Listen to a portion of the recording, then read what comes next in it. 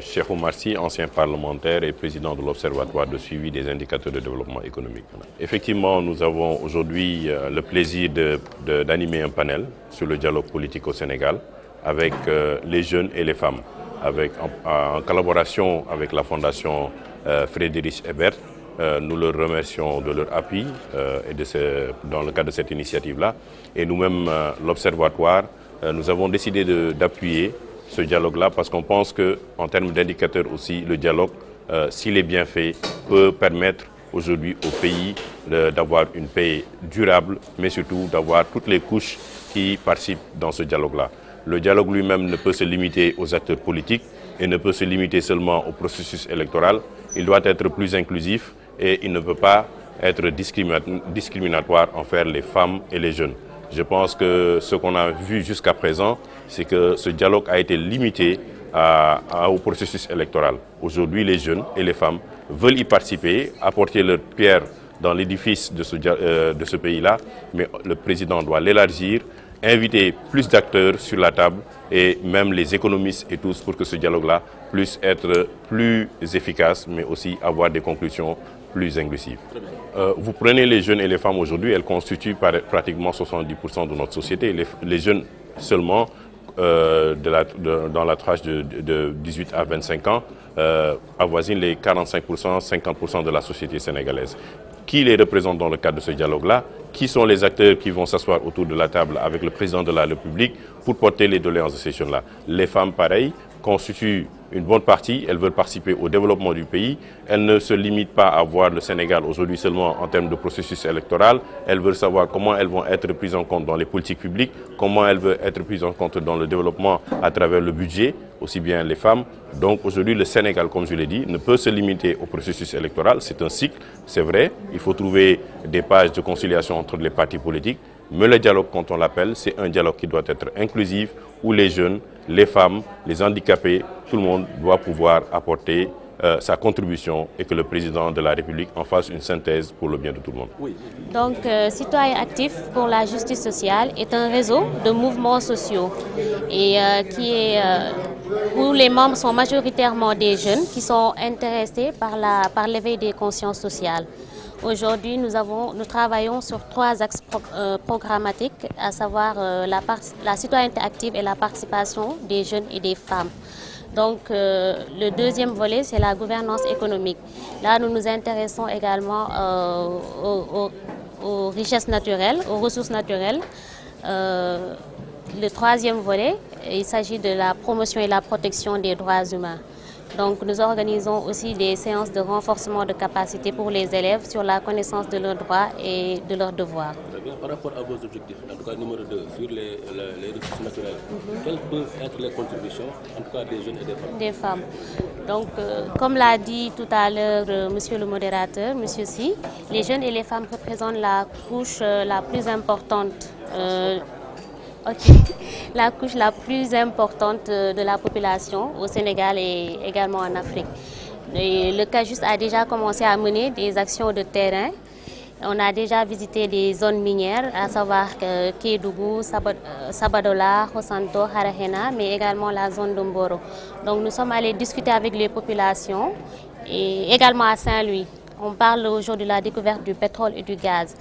Comment aujourd'hui les citoyens actifs pour la justice sociale peuvent poser le débat au niveau des populations afin d'éviter que, comme dans d'autres pays où les richesses naturelles deviennent une malédiction, nous on aimerait que ça soit une bénédiction au niveau du Sénégal. Et pour cela, il faut impliquer la population, les acteurs, les décideurs. Bon, après ces rencontres, nous organisons des panels, comme le panel d'aujourd'hui, où nous invitons des experts. Et à la fin, nous allons écrire un mémorandum qui sera déposé au niveau des autorités, au ministère de l'Intérieur, au niveau du Palais de la République et également aux autres acteurs politiques, à savoir les partis politiques et les membres de la société civile. Quand vous partez dans les hôpitaux ici au Sénégal, tous les hôpitaux sont pleins. Tous les hôpitaux sont pleins, tous les Sénégalais sont malades. Et si vous partez au niveau du parquet, ouais, tous les parquets sont pleins. Parce que les Sénégalais, c'est des discours, je ne sais pas quoi, il y a des choses à débattre. Vous comprenez?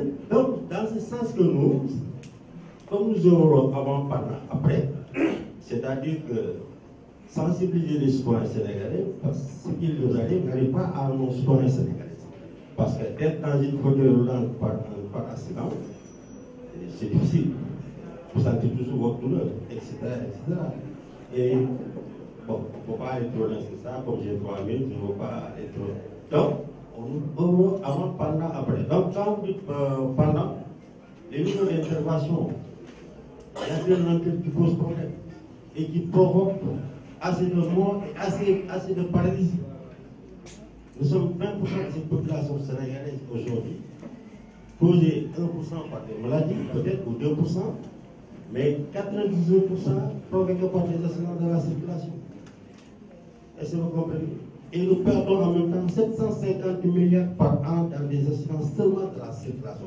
Vous pouvez me dire dans quel secteur qu'on perd 750 milliards de francs CFA? Sans compter, nous enregistrons 30 000 accidents par an, sans compter les pertes. Quand vous dites l'hôpital, si vous faites 16 000 interventions par an, il y aura combien de décès? Dans les véhicules d'intervention, il y a des gens qui meurent. Parce que l'entrée des interventions, vous comprenez? Arrivé à l'hôpital, qu'est-ce qu'on vous dit? Il faut payer avant que le chirurgien fasse son intervention. Ça, c'est de l'entrée. Et c'est bon. Je pense que quand on dit dialogue politique, ça concerne plus. Moi, je parle en qualité encore en tant que politicien. Parce que c'est moi qui ai inséré les 460 organisations des mouvements du PDS. Parce que je suis venu au PDS, je suis technicien, pour le deuxième échelon. J'ai fait une étude, j'ai vu que le PDS, dès qu'il fait ses renouvellements, les renouvellements terminent en peu de poissons. J'ai dit le président Ouad, moi je vais renouveler le PDS autrement avec autre type de personnes, qui sont des patriotes. Est-ce que vous comprenez? Voilà, donc je pense que dans ce sens même, j'ai mis cette organisation pour lutter les nombres de morts au Sénégal, réduire le nombre de morts au Sénégal et réduire les taux d'handicap au Sénégal. Mais ceux qui sont en situation d'handicap, comment faire pour ces personnes-là aux sociétés de gagner leur pain comme autant d'autres personnes? Dans ce cas, j'ai mis un projet de 2000 magasins et j'ai signé des contrats avec des coachs de là-bas, comme le lancement de Marseille, 18 places, et j'ai déjà mis 18 quartiers là-bas.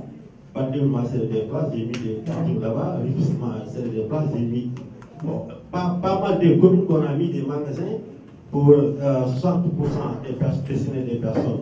Voilà, ok, donc. Bon, je voudrais parler seulement un peu sur la presse. Pourquoi j'ai investi sur la presse? J'ai mis un groupe qui s'appelle dénommé Karangi TV.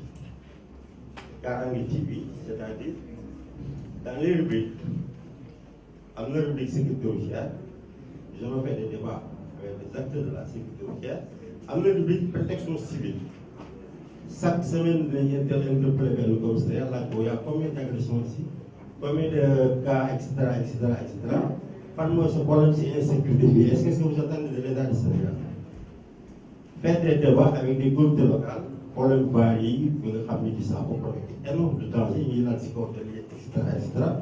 Amener le rubrique santé, nous avons fait des débats avec les acteurs de la santé, si autant d'autres maladies qui ravagent sur le confrère citoyen. Mais une rubrique politique sociale.